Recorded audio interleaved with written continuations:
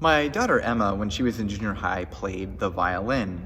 That meant a few times every year they would put on a concert that all the parents would come to.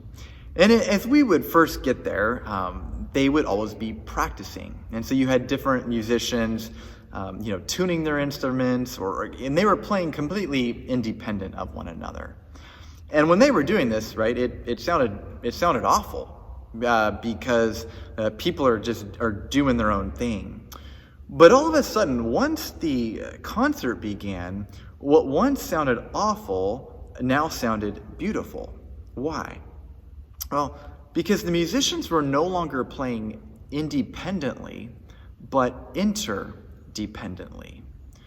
In many ways, this takes a certain act of humility to carry out because it requires each person's giftedness, in essence, to submit to the giftedness of other musicians.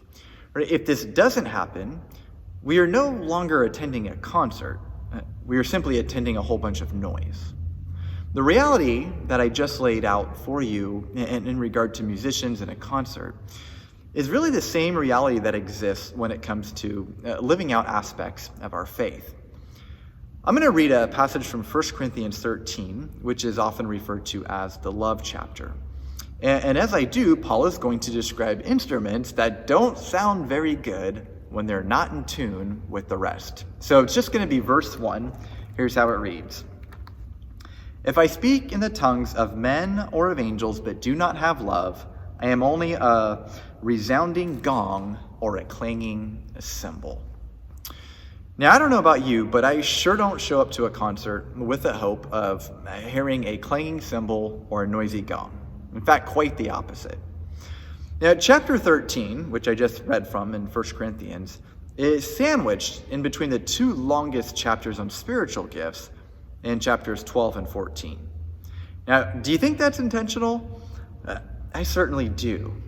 Right? With any gift and any sort of power that comes our way, there always is a threat of pride, right? And pride repels people much like a noisy gong or a clanging cymbal do when they're not in synergy with others. When the musicians at Emma's concerts played in synergy, all of a sudden they commanded a sort of power that they previously didn't when they played independently of one another.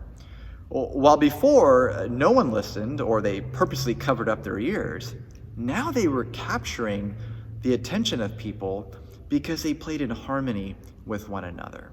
Right? They had influence, they had people wanting more, they had people wanting to stand up and cheer. So the very thing that took an audience from wanting to cover their ears to being mesmerized, it couldn't be accounted for by any one instrument or any one musician, but rather by multiple instruments coming together for a common purpose. This can be hard because each individual who plays an instrument in this case, they do possess a certain measure of talent in and of themselves. But in many ways, at a concert, the individual ability, it's rendered useless and mere noise if it's not carried out in harmony with others who also have talent.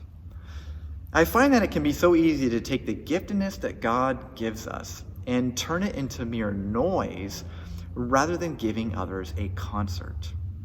See, Paul makes clear how our giftedness in the body of Christ is transformed from noise to a concert. It's love. Have we been carrying out living our spiritual gifts from a place of love, or from a place in which we create an individual platform for ourselves? And then last question I want to leave you with is this. How can your spiritual gifts be carried out in a spirit of love and in synergy with others? As they are, I believe that we will go from people who simply create noise to helping usher in a beautiful concert for others.